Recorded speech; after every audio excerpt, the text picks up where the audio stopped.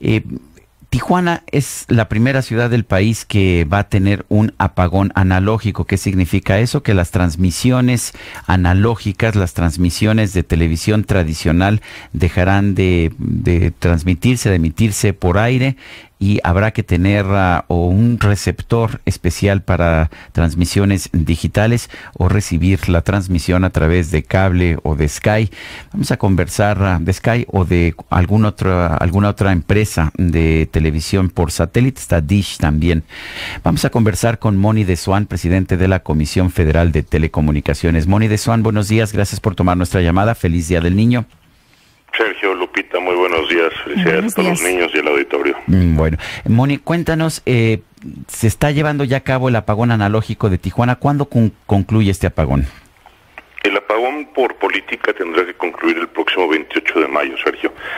Y esto es importante destacar, ocurre solo después de que la comisión ha confirmado que más del 90% de la población en Tijuana tiene, como tú muy bien lo decías al principio, o una televisión digital o una suscripción a un sistema de televisión de cable, o bien que fue beneficiado por alguno de los 192.060 decodificadores y o antenas exteriores que colocamos en Cofetel durante los últimos meses.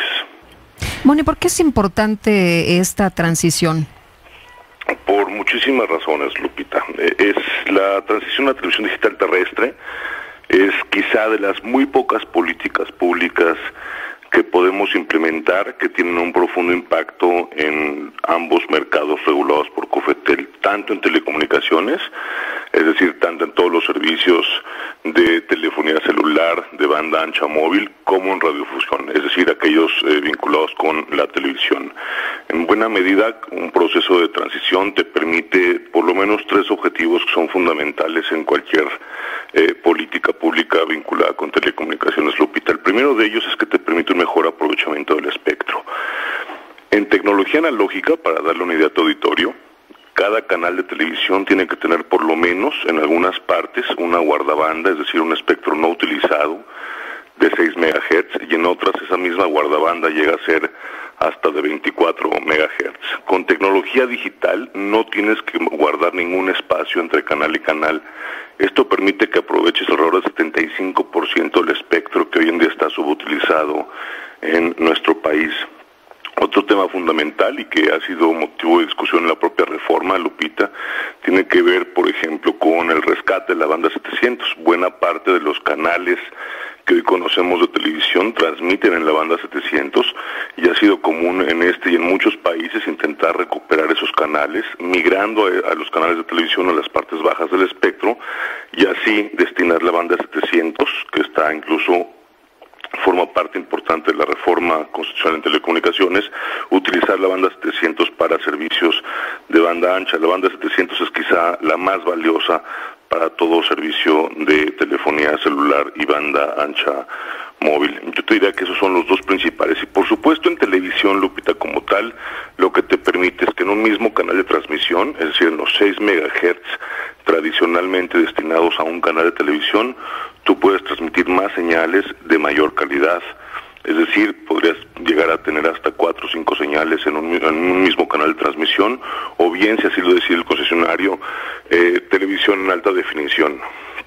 En fin, como te decía, hay muchísimos beneficios aparejados con un proceso de transición digital y por eso no es extraño también constatar que en todo el mundo más de 30 países ya concluyeron su transición y Tijuana se convierte en la primera ciudad mexicana y latinoamericana en tener la propia.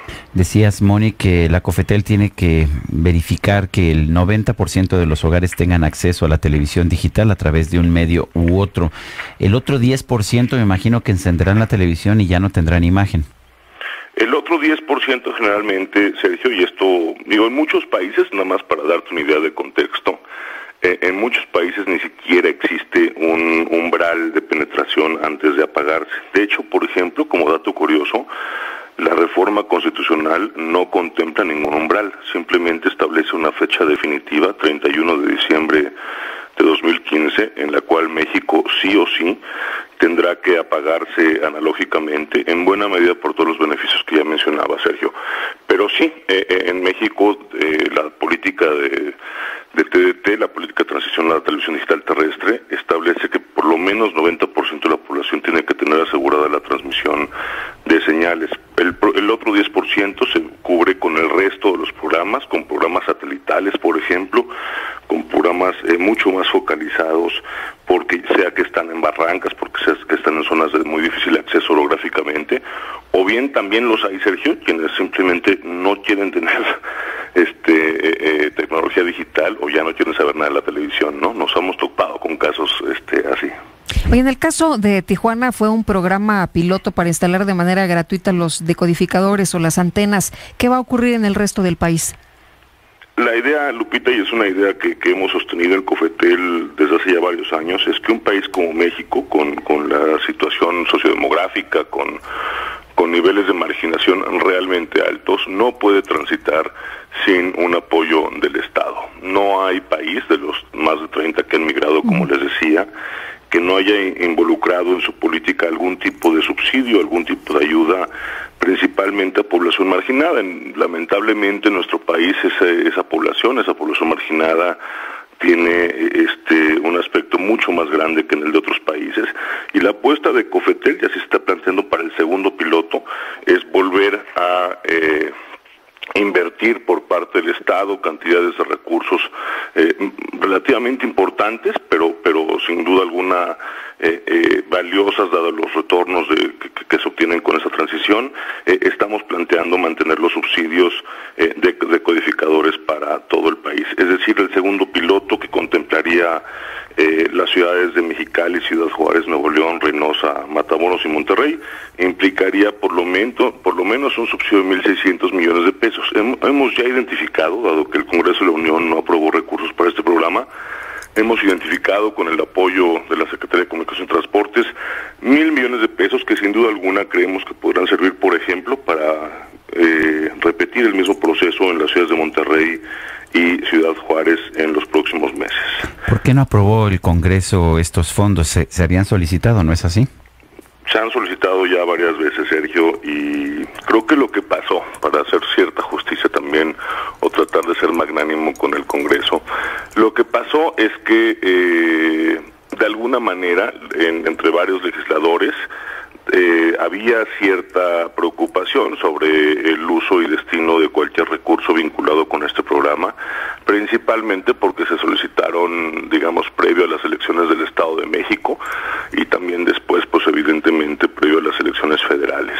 Creo que uno de los grandes aprendizajes de Tijuana, una de las grandes lecciones de Tijuana, que además también tiene hoy en día su propio proceso electoral estatal, es que es posible llegar a cabo un programa de esta naturaleza sin politizarlo, sin que haya una sola acusación, como es el caso de Tijuana. No hay una sola acusación de uso político o de algún tipo de uso que pudiera estar vinculado con influir directa o indirectamente el proceso electoral. Creo que es por eso por lo que el Congreso no había destinado recursos. Espero que Tijuana sea un buen ejemplo para quitarse de encima ese miedo, pero sobre todo recordar que a partir de ahora, como lo decía, la reforma constitucional ya incluye una fecha definitiva, 31 de diciembre de 2015 para nuestro país, así es que el próximo año el Congreso tendrá sí o sí que aprobar recursos para este programa. ¿Cuánto se necesitaría en total para estos subsidios que permitan o que faciliten el proceso de transición a la televisión digital? Es un poco ocioso, bueno, no, nunca es ocioso, pero los ejercicios de prospectiva en este caso, dado que las tasas de sustitución de televisor digital están siendo realmente altas, el número cambia constantemente. Sergio, para darte una idea, cuando empezamos todo este proyecto de la televisión digital terrestre en el año 2010, los cálculos de prospectiva que tú mencionas, el cálculo original eran alrededor de 20,000 millones de pesos. Hoy en día, dadas las tasas de sustitución, dado programas como el de Tijuana, dado que la gente está mucho más alerta de lo que significa la televisión digital, el cálculo lo estimamos en alrededor de 11,000 millones de pesos, entre 10,000 y 11,000. Es decir, en solo 2 años hemos reducido más de 9,000 millones de pesos el presupuesto estimado, en buena medida, como te decía, dado una altísima tasa de sustitución que no habíamos visto previamente, porque la gente está mucho más consciente de ello.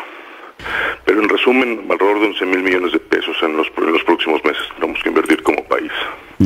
Una pregunta para alguien que va con mucha frecuencia a Baja California. El apagón en Tijuana es en Tijuana nada más. ¿Esto significa que pues en Tijuana recibe uno nada más televisión digital, pero en Rosarito o en Ensenada o en Mexicali pues es analógica todavía, ¿no? Por ahora será analógica todavía. Rosarito es un caso muy particular, Sergio. En Rosarito tenemos una tasa de penetración de televisión de cable de 80%, es decir, es una zona que geográficamente tiene sus propias complejidades, y Rosarito no estaba originalmente en la lista de la política aprobada por COFETEL, y tendrá que tener un programa complementario adicional más adelante, como sucede, te decía, en muchos países. Pero insisto, en Rosarito estamos hablando en todo caso en un problema de alrededor del 19% de la población de Rosarito, dado que según las cifras que tenemos, más de 80% tienen suscripción a una televisión por cable. Mexicali está en el segundo piloto. En fin, es un proceso complicado, como tú comprenderás, Sergio, y se van quedando algunas zonas fuera, digamos, de los apagones en las ciudades más importantes, y para las ciudades que se están quedando fuera, los locales que se quedan fuera, se tienen que establecer, como ha ocurrido en todos los países, programas más adelante después del apagón nacional.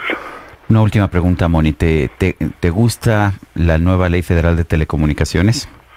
Sí, me gusta muchísimo, Sergio. Me parece que cada uno de los muchísimos componentes que tiene habría representado una reforma realmente fundamental para el sector. Tener ahí la no suspensión, la inversión extranjera, una red troncal, es decir, el crecimiento de la red de fibra óptica de la CFE, una red abierta justo en la banda 700, banda que está muy vinculada con la transición. Me parece que es una reforma histórica, Sergio.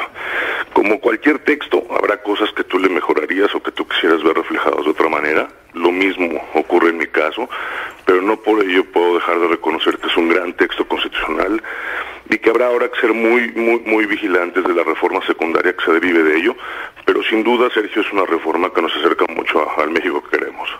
Moni de Suán, presidente de la COFETEL, gracias por esta conversación. Sergio, Lupita, un fuerte abrazo y un saludo a todos los niños. Muchas gracias, hasta luego, muy buenos días.